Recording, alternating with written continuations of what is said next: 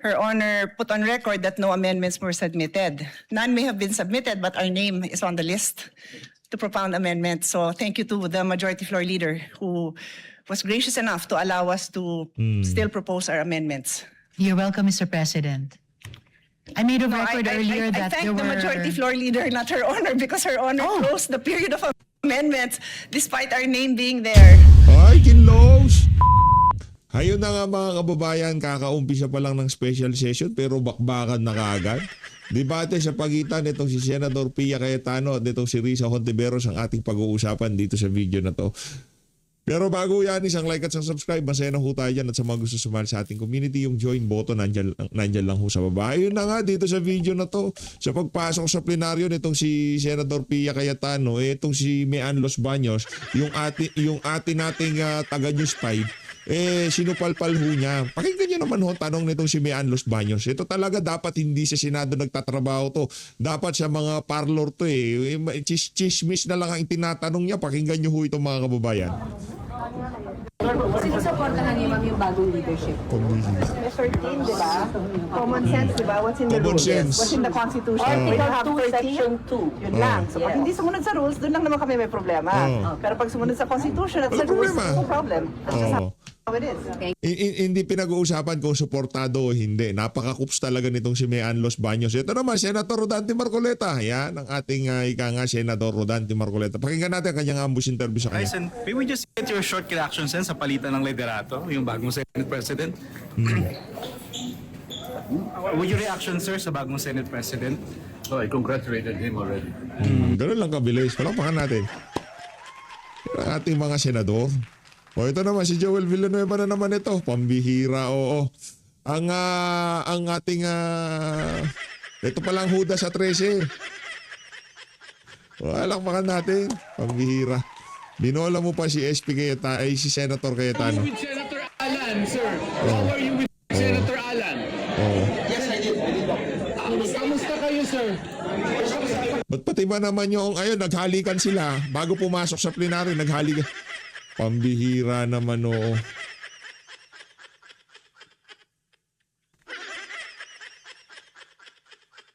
Huwag ganon! We're brothers at the end of the day. We're brothers. Oh, brothers naman tayo. Kahit ako, brothers mo ako. Pero yung ginawa mo na yan, hindi kinakatuwa ng mga brothers mo. Di ba?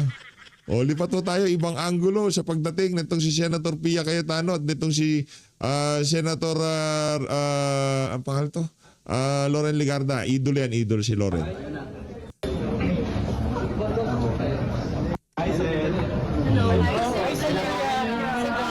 Sen Pia at saka si... How are you today? Anong klase tanong yan? Dapat tinanong mo na rin. Madam, anong inalmusal mo kanina? Walang kapararakan. Hindi pa pwede tanongin. Madam, anong pag-uusapan natin ngayon sa plenaryo? How are you today, ma'am? Natural pumasok siya. Ibig sabihin, okay lang siya. Logic naman, di ba? Si Mian Los Baños. Are you happy, ma'am? Are you happy, ma'am? Si Raulo. Si Raulo itong si Kuya. Are you happy, ma'am? Ano pakalam mo kung happy siya o sad siya? Ang importante, nandiyan siya, magtatrabaho siya. Kahit ano pang pakiramdam na, hindi niya importante yun. Importante, nandiyan siya, magtatrabaho siya. Are you supporting the leadership? May 13 na sila sunod-sunod. Every day is a blessing. So,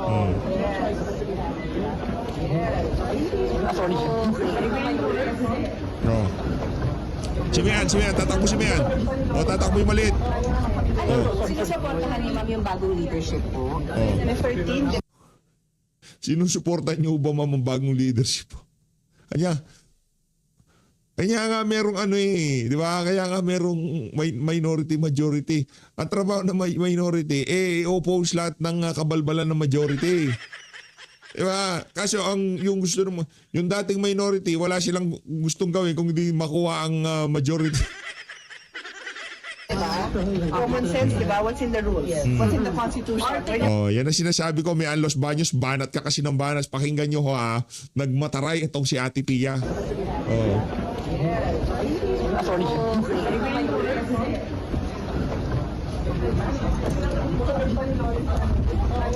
Sinusuportahan ni ma'am yung bagong leadership po. May 13, di ba? Common sense, di ba? What's in the rules? What's in the Constitution? When you have 13, yun lang. So, pag hindi sumunod sa rules, doon lang naman kami may problema. Yo. Pero pag sumunod sa Constitution at sa rules, no problem. Oh, naiintindihan mo, common sense. Yan kasi si Mian Los Baños, walang common sense yan. 'Di ba? Meron lang siyang mga amo ligarko diyan sa News 5. Talagang si Mian Los Baños ang hilig mag-coops. O dito na tayo. Ika nga maagang binalatan nitong si Senator Pia Cayetano, itong si meron tayong tawag dati dyan Risa Hontivirus, Risa Tanak. Ano ba? Kalimutan ko na, i-comment nyo sa baba. Ito na ho mga kababayan. Game! So Yo! on second reading, Ayos, the ayos. bill of Senator Risa. This is the Barangay Health Magna Carta for Barangay Health Workers.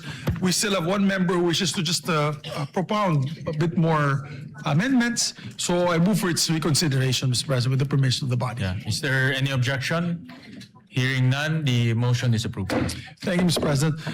Move to open the period of amendments. Is there any objection?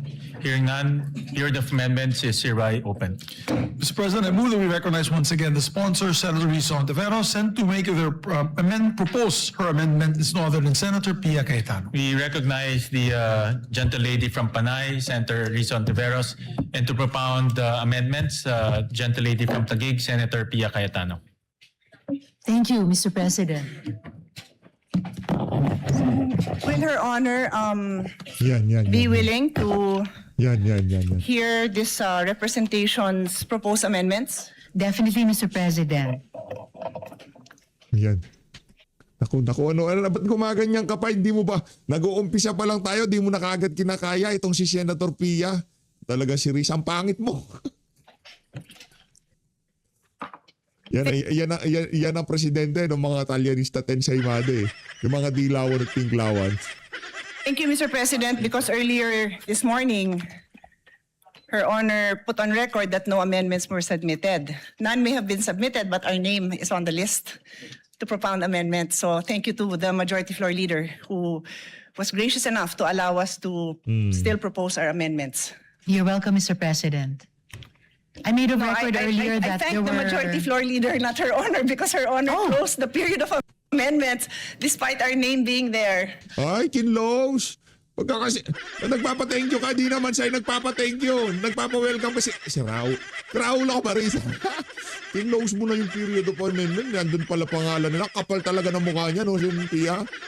Well, Mr. President, just to reiterate, in this morning's session of the special session, I made of record that there were no more committee amendments and no other colleagues had submitted proposed individual amendments. And I said repeatedly more than once that if the body allows, that I would respectfully move to close the period of amendments. And that is also why, Mr. President, this afternoon, when the Majority Leader asked me on behalf of the gentle lady from Taguig and Pateros to reopen, I readily agreed. Because my interest, like any other member of the chamber, is to move our bills forward. Lambing-lambingan behind the scene yeah. Hinan behind the scene Ronald Llamas. And if this afternoon, Pakinggan nyo na magsalita, di makabasag pinggan. Yan kayo. Okay na yung mga balasubas magsalita kagaya ni Tatay Digong, pero yung mga umaastang mga ika nga mainhin, nako, yari kayo dyan. the gentle lady is desirous to present the amendments, then by all means, I gave way to the reconsideration, Mr. Thank you. President. I'll just remind the body that the practice is usually staff to coordinate if there's a name on the list, because sometimes the person who made the reservation would waive their right, and that's quite common. Or sometimes they would submit their amendments, or sometimes they would ask for a later time. So on that note, I'm ready to proceed. Yes, Mr. President. Balagbagin On mo na. page 1, line 14, after the word services, delete the period and add a comma, then insert the phrase, thereby advancing the Philippines' commitment under the United Nations 2013 Agenda for Sustainable Development, parenthesis, SDG, close parenthesis, particularly SDG 1, parenthesis, no poverty, close parenthesis, SDG 3, parenthesis, good health and well-being, close parenthesis, and SDG 10, parenthesis, reduce inequalities, close parenthesis. We submit, Mr. President.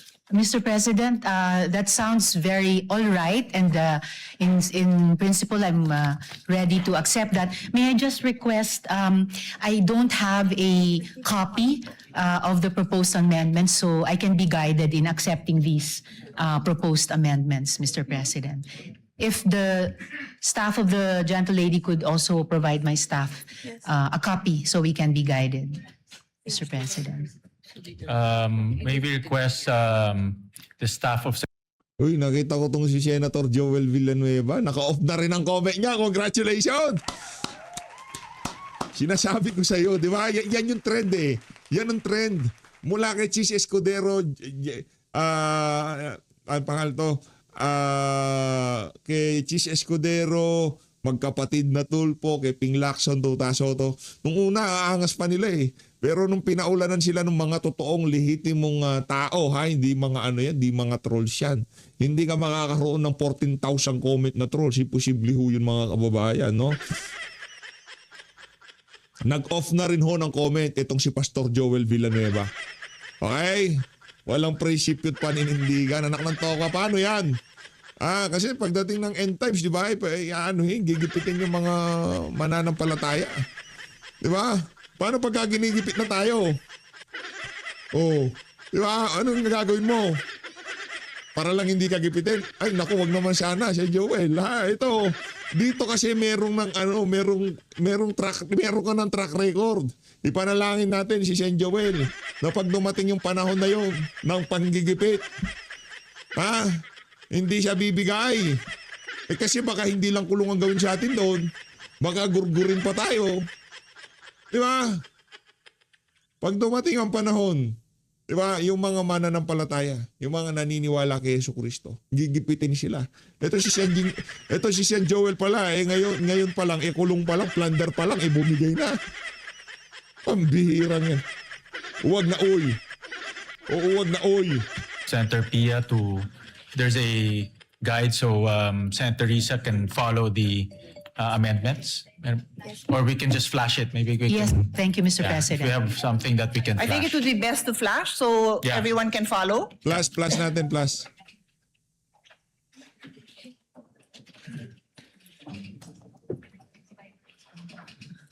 Session suspended.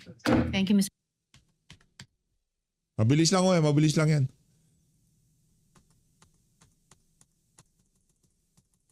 And share, but very simple, straightforward. Ayan. Game.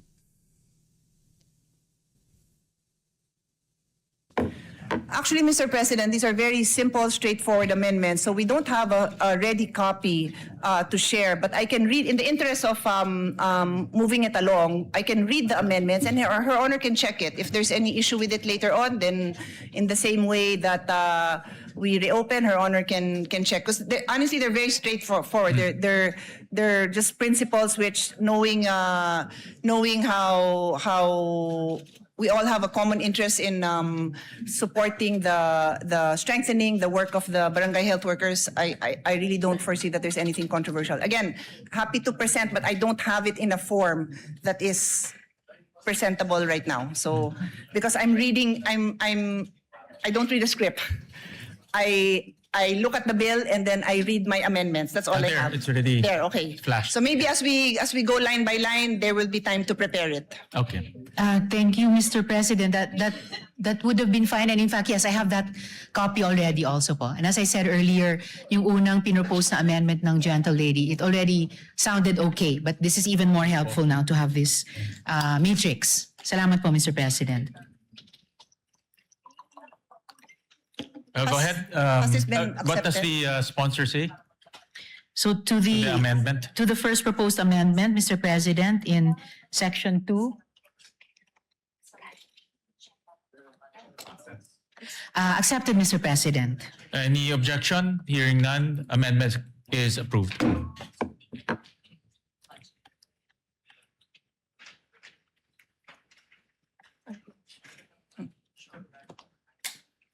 Next amendment, Mr. President, is on page 2, line 3. After the word development, insert the sentence, the state further recognizes that BHWs are critical drivers in achieving the SDGs as they serve as the primary health safety net for the most vulnerable, marginalized, and far-flung communities. We submit, Mr. President. Accepted, Mr. President. Any objection? Hearing none, amendment is approved. Page 6? What's next? Page 6. Okay. Next amendment, Mr. President, is on page 6, line 30. After the word field, semicolon, delete the word end. And still on the same page, line 32, after the word development, period, delete the period and replace it with a semicolon and add the word end after the semicolon. And after letter E, add a new letter F, providing technical support for the use of digital health tools and telehealth platforms in the performance of their duties. We submit, Mr. President. Sorry, Mr. President, I'm following the matrix. What section is that in? Nako, mahina talaga to. Asan ba yung Section index 11? card dito? Yes, Mr. President, sorry, I see it in section 11. Wala mga ako na index card si Yes madam. po. So after the words and professional development. Yes. Yes, That is accepted. correct. Accepted, Any- Mr. President. Any objection? Hearing none, amendment is carried. Meron pa? Our next amendment is on page 8, line 27. Delete the word end. And on the same page, on line 31, after the word duties, delete the period and replace it with a semicolon and then add the word end. And add a new number 3, which shall read, psychosocial support and mental health services, recognizing the emotional, psychological, and physical demands inherent in frontline community health service. The DOH, in coordination with concerned LGUs, shall ensure that all registered BHWs, whether volunteer or employed, have access to psychosocial support and mental health services appropriate to their role and circumstances, which shall be in accordance with Republic Act number 11036, otherwise known as the Mental Health Act. We submit, Mr. President. Accepted, Mr. President. Any objection? Hearing none, amendments carried. Thank you, Mr. President. That is all. Thank you, Madam Sponsor. Thank you, gentlelady, and thank you, Mr. President. Thank you to Senator Pia, and I've worked with Senator Pia in many education bills. Lagi niyang pinapaganda at sinasharpen yung mga bills natin. Kaya maraming salamat sa amendments and interventions. Yes, thank you. Thank you very much, Mr. President. Mr. President, with that, I move to Nambola pa nga. Nambola pa nga itong si hindi pa tapos. close the Balagbag pa period of ho ito. amendments. Is there any objection? Hearing none, period of amendments hereby closed. Thank you very much, Thank you, Mr. Mr. President. President. Thank you also to our colleague, Senator Pia Cayetano, and the sponsor, Senator Risa Ontiveros. With that, I move to approve on second reading, subject to style, Mr. President, the measure. Is there any objection? Hearing none, the aforementioned bill is hereby approved on second reading, subject to style. Thank you very much, Mr. President. Move to suspend consideration of the same. The consideration of the aforementioned bills hereby suspended. Mr. President, I move that we consider Senate Bill number 1511 under Committee Report number 15. Is there any objection? Hearing none, the motion is approved. Hospital detention. Thank you very much, Mr. President. Mr. President, I move that this is the hospital detention measure. We are, of course, against hospital detention of the patients. Anti-hospital, that's right. Thank you for clarifying, Senator Pia. It's the anti-hospital detention bill or act, Mr. President. And we'd like to recognize the sponsors, Senator Risa Ontiveros, and our distinguished colleague, Senator Pia Cayetano, to propound the amendments, Mr. President. We're in the period of amendments, just for the information. We recognize the gentlelady from Panay, Senator Risa Ontiveros, and to propound her amendments, Senator, the gentlelady from Taguig, Senator Pia Cayetano. Thank you, Mr. President.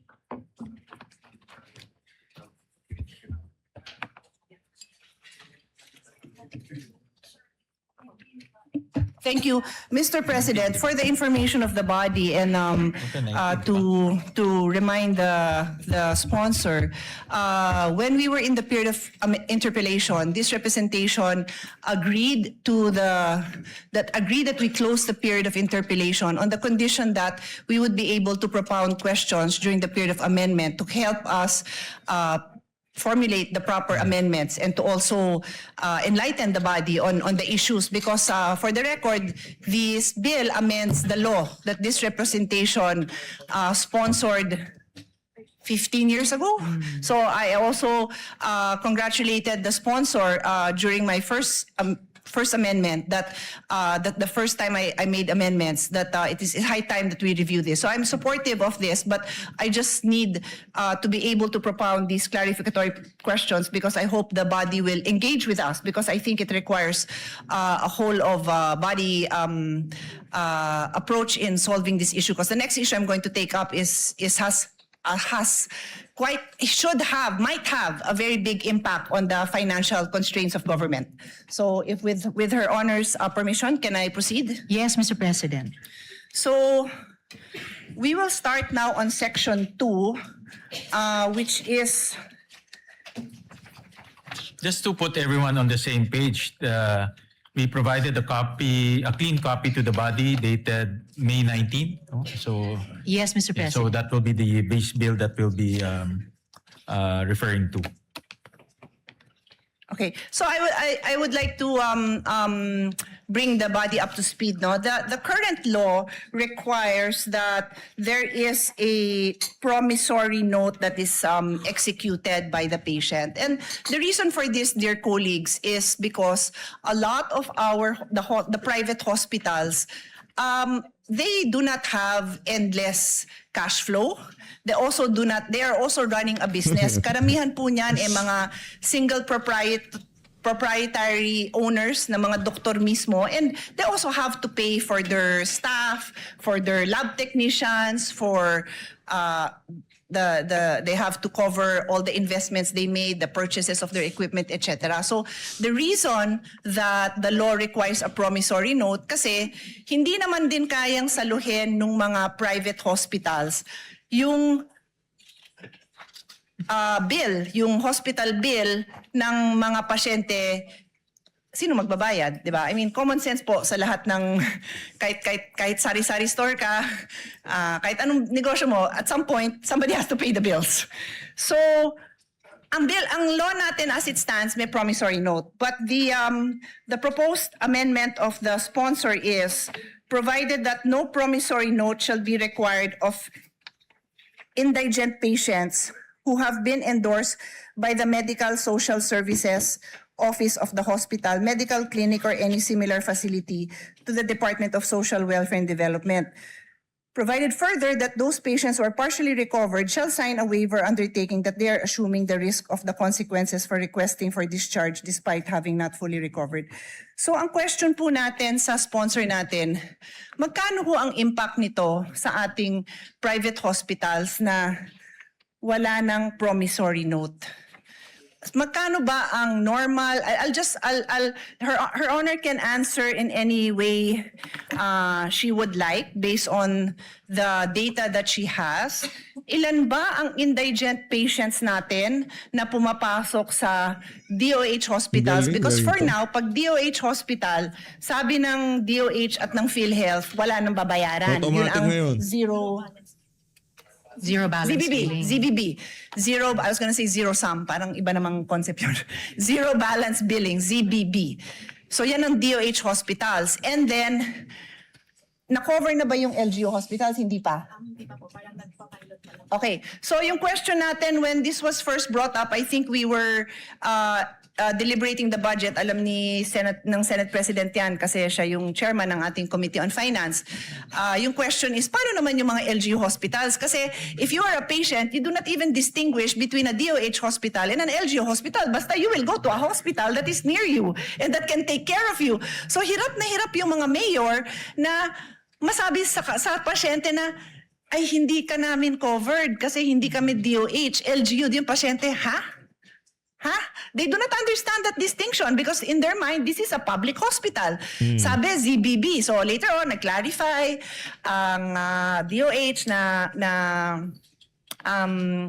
DOH hospitals lang. And then now, my understanding is they are piloting some LG hospitals. I might have some numbers. I will also be happy to share what I have, but I believe it is incumbent upon the sponsor who is now proposing na wala ng promissory note kasi sino ang sasagot nito? Ang concern ko is we are partners, public and private institutions are partners in delivering health service in this country. So we do not want to see these private hospitals shut down because wala na hong magbabayad ng kanilang mga bills. I don't know if there are arrangements that have been made already prior to the passage of this bill to ensure that these private hospitals will be paid. Because even the LGU hospitals, nandun pa lang tayo sa dry run or ang tawag doon? Pilot testing. So I give the floor to Her Honor to enlighten us because I would love to be able to support the needs of the indigent patients. But I also don't want the private hospitals to close. Thank you, Mr. President. Of course, I also share that particular concern of the gentlelady from Taguig and Pateros. As to her first question, kung magkano lahat-lahat ang magiging financial implications sa mga ospital kung maipasa natin itong batas na ito. Unfortunately, there's no concrete data of the universe of that amount, but at the very least, pwede nating sabihin na variable yung fees, no? The fees range from as low as 50,000 pesos to 1 million pesos per patient. Depende sa kaso. Then of course, we would need to multiply that to come up with the range, multiply that with yung pangalawang tanong ng gentlelady kung ilan lahat yung mga indigent patients ang hindi nakakasettle ng bills nila under the current system. And before I go to ano yung kapalit ng current system proposed in this bill, I would just like to note, Mr. President, na because of this concern being raised by the gentlelady, kaya alam ko rin po na Senator Joel will also propose amendments in terms of transparency of billing and charges dahil sa cost variability na ito. Alright, then dako na po ako, Mr. President, sa kung hindi na magpapatuloy yung kasalukuyang promissory note system, ano naman ang kahit papaanong mga garantya o reassurance sa mga ospital na they will be eventually paid. The bill proposes at least 5 which may be used either singly or in combination with each other. So the promissory note or yung katumbas ng promissory note shall be secured by any or a combination of the following: a mortgage over real or personal property of the patient, a relative, or a co-maker. B, a guarantee of a co-maker who shall be jointly and severally liable. C, a deed of assignment. Dito importante, Mr. President, gentlelady, yung papel ng mga government financial institutions. A deed of assignment of the loan proceeds or benefits entitlement from the Social Security system or the government service insurance system in case the patient is an active member thereof. D, a guarantee letter from the Philippine Charity Sweepstakes Office, and in the case nga po of indigent and financially incapacitated patients, a guarantee letter from the Department of Social Welfare and Development or the Department of Health. So at least in the interim, Mr. President, between when dapat ma-discharge na yung indigent patient kahit may balanse pa siya sa bill and the time na mako-compensate nga yung ospital, ito po yung nakitang mga kapalit na mala promissory note o garansya para sa kanila, Mr. President? Mr. President, perhaps the sponsor can enlighten me because, with all due respect, yung binasa niyo po is Section 2, which states the promissory note shall be secured by any or a combination of the following. Yun ang binasa niyo. So this is, the promissory note will be secured by these items, yung inisa-isa niyo. What you told me is ito yung mga kapalit ng promissory note. Hindi ho yan ang nakasulat sa bill ninyo, Mr. President. Nako. Abogado versus Naloko na. No, Mr. President, it will be a different system. Kung dati the indigent patient and his or her family were on their own to execute a promissory note kahit wala or kulang na kulang ang anumang collateral. Here, there is a promissory note in their name but backed up not by them all by their lonesome, pero itong mga social protection and government financial institutions natin. And without leaving this topic, if the gentlelady wishes to pursue it, just relating to an earlier question of hers, in terms of proxy data, yung tinatanong po nila na magkano magiging cost implications, lalo na sa mga private hospitals, kung maipasa yung batas na ito. So babalikan, sorry, just so for clarity lang, Yes. binabalikan niyo yung unang question ko kasi yung question natin ngayon is your response to me. Yes. So which Yan ang problema. Pag nakipagtalo ka sa abogado, hindi ka lulusot dyan, Senrisa.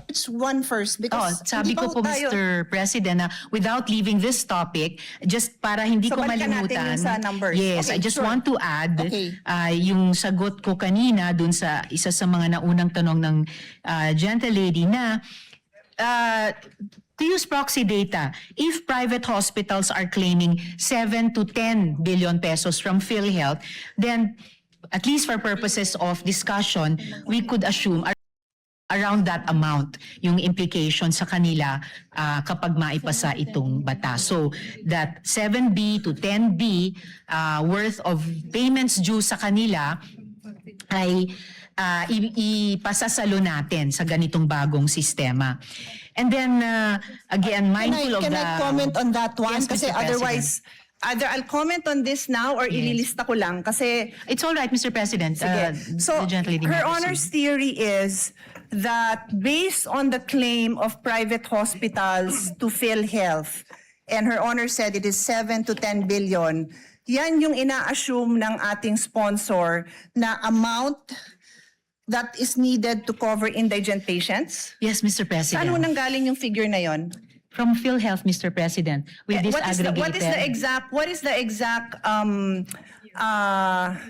line item for that? Because I've sponsored the budget of PhilHealth and maraming hinihingi ang PhilHealth. So hindi ko kayang tanggapin na yan necessarily ang pang-indigent because the record also shows napakaraming indigent patients who don't bother going to the hospital because alam nilang wala silang pangbayad.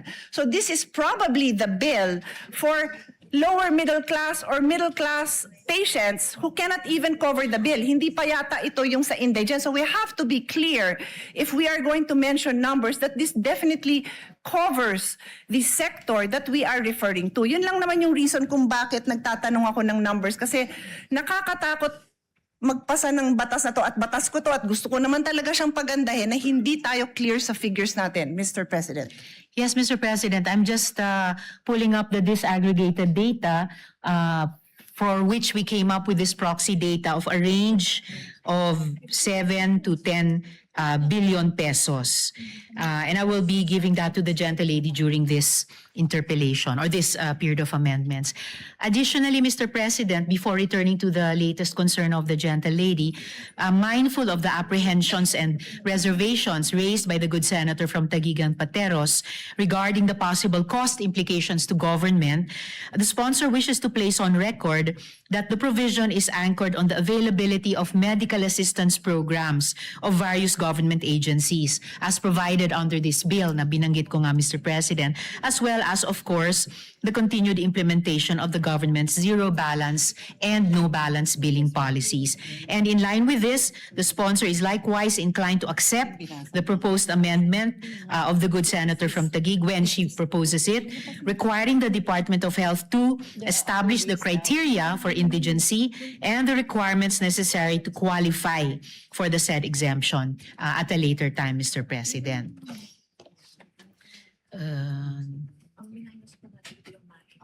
So the latest concern of the gentle lady was, So Her Honor made a statement that there are other ways the bill intends to support the indigent patient. And Her Honor mentioned letter A, B, C, D, E. Sabi nyo, 5 po yun. Ang sinasabi ko po sa inyo, kindly educate me. Because yung sinabi nyo, wala yan sa bill. Ang naka-enumerate dyan na 5 items are,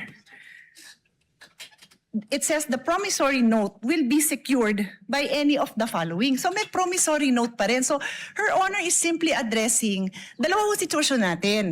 Sino ang kailangan magbigay ng promissory note at based dun sa dito sa amendment nyo, the indigents will no longer be required to execute a promissory note. Tapos dinagdag nyo, pero ito yung mga pwede nilang gawin. Wala nga ho yun.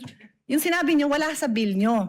Ang nasa bill, yung mga 5 items that are used to secure a promissory note. So that covers the people who need to pay a promissory note. So Her Honor has to clarify this because it's not, what she's saying is not in the bill.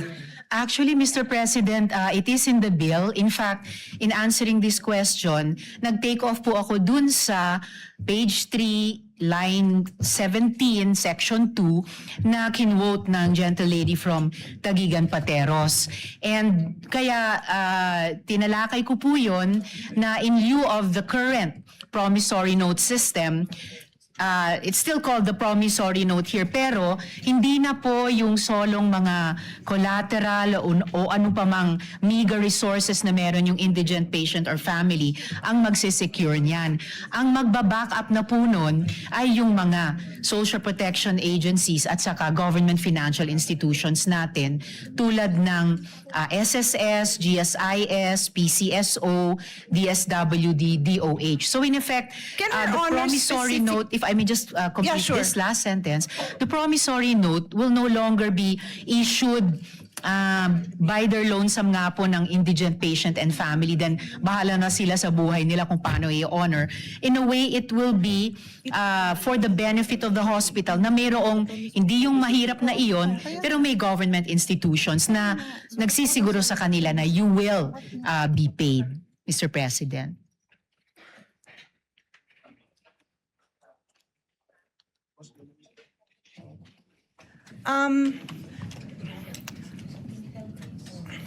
Should we suspend? Because what Her Honor is saying is not written in the bill. So Naku. I don't know if We Her may Honor suspend, would Mr. like... President. Ito kasing si...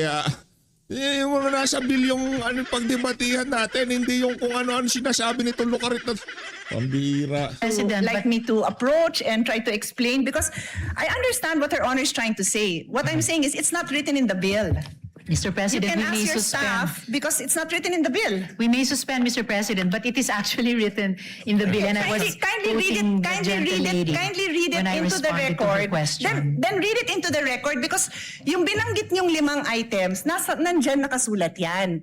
But line 27, section 2, line 27 says, the promissory note shall be secured by any or a combination of the following. Yun nga kung binanggit nyo, nandyan yan. But it says a promissory note will be secured. My question was, paano mabubuhay ang mga ospital kung wala ng promissory note? Hindi niyo pwedeng ibato ito kasi ito sabi the promissory note will be secured by the following. Perhaps Your Honor would like to make an amendment that says that in lieu of the promissory note, kasi yun ho ang sinasabi ninyo. Ang sinasabi ko, hindi nga ho nakasulat. So would you like to propose? Because we are happy to study and support. But hindi nga ho nakasulat yun. Yun lang naman ang puntos ko. Hindi pwede kasi yung intention natin hindi klaro sa batas. Iyan. Well, that's why I'm glad, Mr. President, that we are in the period of amendments because this representation is very open to proposed amendments, including subject to style, to not just improve the content of the bill, pero klaruhin ang crystal clear kung ano po yung intent niya. So no problem with that, Mr. President. Yes, and that is what I'm doing by using the period of amendment to make the interpellations. I am making it known to the sponsor that what she is saying is not in the bill. So I believe if yun po ang intention ng sponsor, then kayo po ang isulat niyo po yun kasi kayo ang nagsabing yun yung gusto niyong gawin eh. Di kayo po ang magsulat nun and we will be happy to review it kasi hindi ko po amendment yun. Ako yung nagtatanong kung ano ang gagawin ng ospital kung wala siyang promissory note. So Nako! sabi niyo ito. So tinatanong ko saan nakasulat Yan yun. sinasabi ko sa iyo, Risa. Yan sinasabi ko sa iyo. Ang hilig mo makipagdebate sa abogado. Di ka naman abogado. Di ka lulusot dyan. Pambihira. No problem, Mr. President. We can improve this in this very period of amendments. Thank you. Tapos balikan ho natin yung expenses, no? I can suspend and Her Honor can look at her numbers because I will also be presenting numbers. Her Honor also mentioned 50K to 1 million per patient. So does Her Honor intend to, kasi yun yung unang binanggit nyo. So does Her Honor intend to come up with a number based on those, that range of expense that Her Honor mentioned? Kasi kailangan nga natin ng number because we have to find out where will we get this amount to support naman these private hospitals. Otherwise, this is a disaster because ang mangyayari, pipila lang sila sa Malacanang, magmamakaawa sila na wag ipasa to. Sayang naman yung effort natin dahil we all have the same intention. Pagandahin yung health system natin. Wag ma-detain ang mga tao, masuportahan ng mga indigents, but we have to know our numbers before we make these kind of amendments. And one more on that section, so maybe we can take a break so we can work on this section. Before we go on to the one more point of the gentle lady, Mr. President, definitely this is not going to turn out to be a disaster. The whole point of the bill, as the gentle lady herself has said, is to amend and update the original law. And that is why we are in the period of amendment to further improve it, Mr. President. The only reason I use the word disaster, Mr. President, because time and again, the small private hospitals have practically kneel down in front of us, begging us for support. So pag pinasa natin to, hindi dahil sa hindi natin kinonsider yung burden sa kanila, then disaster yun para sa kanila. At kung disaster yun para sa kanila, disaster yun sa healthcare system natin because we are partners. Yun lang naman ang sa akin. We are partners, public and private. May mga lugar, and again, the Senate President is listening intently. Thank you because alam nyo din to. There are areas where there are no public hospitals. So, private hospital yung inaasahan mo doon. Tapos, kung yung mga indigent patients, sabi natin, magpapasa tayo, wala nang promissory note. At again, forgive me kung hindi ko lang naiintindihan. Kaya nga sabi ko, please feel free to point it out and educate me kung saan dyan nakalagay.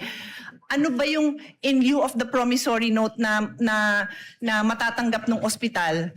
Kasi, kung wala, mababaon sila sa utang, magsasara sila. And that threat has happened many times. Alam ni Senate President yan. Ilang beses yan hindi lang nag-threaten. Some of them really closed. During the pandemic, they closed because PhilHealth was not fast enough to reimburse them for the expenses that they incurred during the time. Marami hong nagsara. So I'm just banking on experience to ensure that what we pass is a responsible response to this issue. So before I leave section 2, ang idadagdag ko is, did Her Honor take up during the hearings this possible amendment na lahat ng indigent patients wala ng promissory note? Na-take up po ba yan sa hearing so that you would be able to hear the concerns of the different sectors, including the small private hospitals, the small clinic owners, yung mga lying-in clinic. Maliit lang ang singil niya na pag nanganak ha, I'll try to pull out that number. It's not a huge amount because it's just a lying-in clinic, overnight pag nanganak. So pag indigent, the amendment now is lahat ng indigent patients wala nang babayaran. Wala nang promissory note. Sorry, to be clear, wala nang promissory note. So was this taken up during the hearing so that marinig natin yung side nila? No, Mr. President, it wasn't taken up to have no promissory notes. The change, Mr. President, was that, as I mentioned earlier, hindi na po mag-isang mag-i-issue ng promissory note ang mahirap kahit sapilitang magkakabit siya ng kakarampot na nga na pagmamayari niya bilang di umanong collateral.